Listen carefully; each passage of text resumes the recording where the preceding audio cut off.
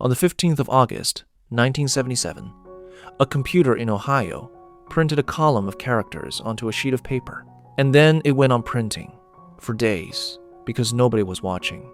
A few days later, a volunteer astronomer named Jerry Ammon sat down at his kitchen table with a stack of that paper and a red pen. He was going through it by hand. That was the job. Page after page of nothing. And then he found this, and he circled it. And in the margin, he wrote one word. Wow. Hi, I am Ayushman, and today we are going to work out exactly where that signal came from. Because that word became the name of it. 49 years later, nobody has ever seen it again, and nobody can tell you what it was. But we can tell you almost exactly where it came from. And by the end of this video, you will be able to point a radio telescope at the same patch of sky yourself. The telescope was called Big Ear. It belonged to Ohio State University, and it was running what would become the longest search for extraterrestrial intelligence in history. Not a weekend project. It ran for decades, and it did not look like a telescope. There is no dish. It was a flat metal reflector, the length of a football field, aimed at a curved reflector with an aluminium ground plane between them bigger than 3 football fields. 2,200 square meters of collecting area. The observatory said it was about as sensitive as a dish 52 meters across. But here's the thing that matters, and everything else in the story comes back to it. Big Ear could not be steered sideways. It could not follow anything. It just stared, and it waited for the Earth to turn, and it let the sky drift through its view. Whatever it saw once, as the planet carried the target past. Now, 6 EQUJ5. This is where almost everyone gets it wrong, and I want to slow down here, because once you see it, you cannot unsee it. It is not a message. It is not a code. Nobody is spelling anything. It is a chart. The printout is an intensity chart. Every character is one channel of the receiver in one 12-second sample. And the character is a number. It tells you how loud that sample was compared to the background hiss. How many standard deviations above the noise. If a sample was between 0 and 1, so basically just noise, the computer printed nothing at all, a blank space. And the entire page is blank spaces, hour after hour, of nothing. 1 to 9 standard deviations get printed as the digits 1 to 9. And when the computer runs out of digits, it starts using letters. A is 10, B is 11, C is 12, and so on. So, 6 is 6, E is 14, Q is 26, U is 30, J is 19, 5 is 5, 6, 14, 26, 30, 19, 5. And you do not have to take my word for any of that. This is the published figure. Look down the left-hand side. There is the code. U is 30. Q is 26. J is 19. And right at the bottom, where nothing happened, it does not say 0. It says white space. 30 standard deviations on a page that was almost entirely blank. But the number is not even the good part. Look at the shape. It rose, it peaked, it faded. That is exactly what a fixed point in the sky does when the Earth's rotation carries it through a telescope beam and out the other side. Emmon went back years later and fitted those 6 numbers against Big Ear's actual measured beam pattern. The match was better than 99%. This is what the receiver saw. 50 channels, running down the page as time passes. 50 channels of nothing.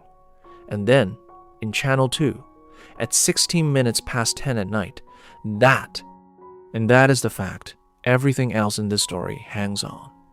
Whatever it was, it behaved like it was out there, not down here. So, where did it come from? That is the whole question.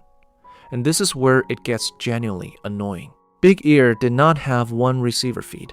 It had 2, an east horn and a west horn, looking at 2 patches of sky about 3 minutes apart. The receiver flipped between them 79 times every second and recorded the difference between the two, which means anything real in the sky has to show up twice. Once when it drifts through the first beam, and again about 3 minutes later when it drifts through the second. Wow showed up once. And the software, in August of 1977, wrote down only how big the difference was, not which way round. So it is not that we lost the information. It was never recorded. It is unknowable. Eman rewrote that program to record the sign 2 months later. 2 months too late. Here is the published map of where it came from. And look at the 2 red marks in the close-up, 2 thin slivers. That shape is not an accident, and I will come back to it. So there are 2 possible skies. Right ascension, 19 hours, 25 minutes, 31 seconds, or 19 hours, 28 minutes, 22 seconds. Declination, minus 26 degrees, 57 minutes. The declination we are sure about. The right ascension is a coin flip that has been in the air for 49 years. And Eman did try to break the tie. He fitted the 6 data points against each horn's measured beam pattern separately. Both of them matched better than 99%. There was no way to tell them apart. There still is not. And it is worse than that. Because only one peak turned up. We do not know if that was the first pass or the second, which means we do not know whether something switched on during those 3 minutes or switched off. This is the whole sky. Every star you can see with your eyes. And this is the patch. It is in Sagittarius. Looking inwards, towards the center of our galaxy, where the stars are packed thickest. If you were going to guess where a signal might come from, honestly, this is not a bad guess. And here is what is actually in there. 13,000 real stars from the Gaia catalog. The 2 boxes are the published uncertainty. Notice the shape. They are 9 times taller than they are wide. I counted. There are 107 stars inside one box, 95 in the other. And that is only counting down to magnitude 15.5. Go fainter, and it is thousands. Not one of them has a name. They're all just catalog numbers. Now the frequency, and this is the part that makes people sit up. The signal sat right next to the radio note of hydrogen, 1420.4056 MHz. Hydrogen is the most common substance in the universe. Every radio astronomer on every planet, if there are any, would know that number. It is the one channel the whole galaxy has in common. And a quiet band opens up right there, which astronomers actually call the water hole, the natural place to meet. Eman's measurement puts, wow, about 50 kilohertz above that line. And it gets better, because that frequency is legally protected. It is reserved for radio astronomy. Nobody on Earth is allowed to broadcast there. You will also find a second number in the literature, from John Krauss, the observatory's director, in a letter he wrote to Carl Sagan. It is 1/10 of a megahertz off. And the reason is almost too dull to believe. Ohio State's local oscillator, a component in the receiver, had been ordered and delivered at the wrong frequency. It came in 1/10 of a megahertz high. Eman's software corrected for the mistake. Krauss's calculation did not. The entire difference between the 2 most quoted numbers in this story is a purchasing error. And the bandwidth, under 10 kilohertz. You will read that everywhere, and it is almost always misunderstood. 10 kilohertz was the width of the filter. The signal landed in one channel and put essentially nothing into the channels either side. So all we actually know is that it was narrower than the ruler we measured it with.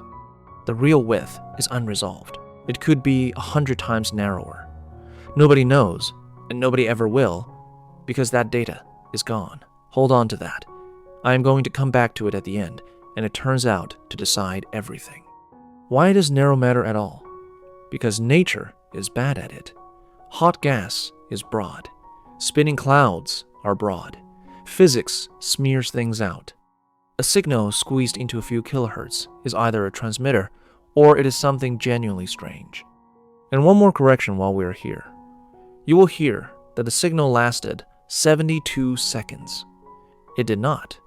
72 seconds is how long Big Ear's beam took to sweep past that spot. It is a floor, not a measurement. The thing could have been screaming into space for a day before the Earth turned far enough to point Big Ear at it. Before any theory, the thing that governs all of them.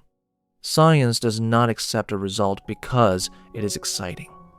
It accepts it because somebody else can go and get it again. And nobody has ever got this again. Ohio State went back to that spot on about 50 different days. Roughly 100 passes of the same beam. Nothing. Harvard's metasearch, twice. Nothing. The Very Large Array, 100 times more sensitive than Big Ear. Nothing. A 26-meter dish in Tasmania spent 14 hours a run covering both candidate positions. Nothing. The Allen Telescope Array. Nothing. And in May 2022, Breakthrough Listen pointed Greenbank and the Allen Array at it at the same time. Nothing. One event. 0 repeats. Everything after this is built on a single glimpse that never came back. Theory 1. A transmitter. Something narrow. On the hydrogen line. Out in the sky. It fits every single observation we have. And it has one enormous problem. A beacon that transmits once, for a minute, and then goes silent for half a century, is a very strange beacon. Theory 2. Interference. Something on Earth, or a satellite. And this is where that beam pattern match earns its keep, because interference from the ground does not rise and fall in perfect step with a telescope's beam. Wow. Did 2 better than 99%. But one unlucky event can imitate almost anything, and one event is all we have. Theory 3. A comet. In 2016, a researcher proposed one, 266P Christensen, trailing a cloud of hydrogen through the beam. This went round the world.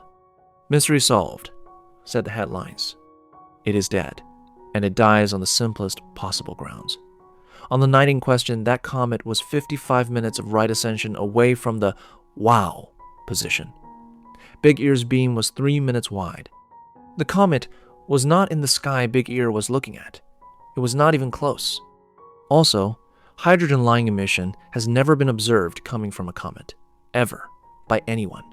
Ohio State published a point-by-point rebuttal, and the headlines were wrong within days. Theory 4. A star.